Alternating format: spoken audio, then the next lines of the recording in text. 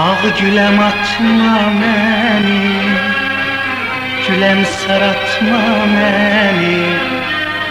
Baxma düşmən sözünə, cavanam atma məni.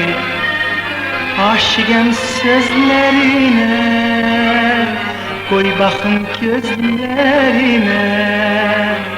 Canım canına qurban, gözlərim gözlərinə. Eşqə könül vermə, eşqi inanma, illərcə boş yerə ağlayıb yanma. Eşqə könül vermə, eşqi inanma, illərcə boş yerə ağlayıb yanma. Od tutub yanaram, külüm yox, dumanım yox. Olmasan zamanım yox, inan məkanım yox.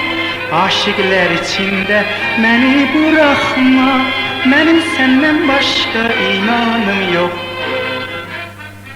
Ağ güləm atma məni, güləm saratma məni. Baxma düşmən sözünə, cavanam atma məni. Aşiqəm sözlərinə, qoy baxım gözlərinə. Canım canına qurban, gözlərim gözlərinə.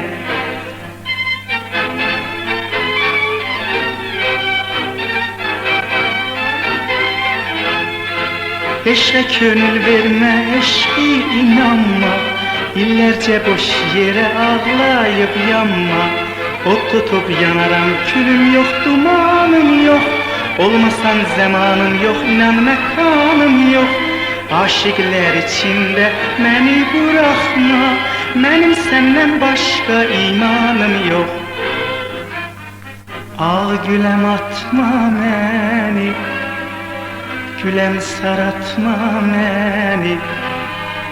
Baxma düşmən sözünə, cavanam atma məni.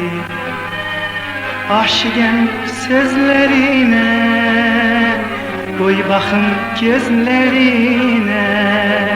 Canım canına qurban, gözlərim gözlərinə.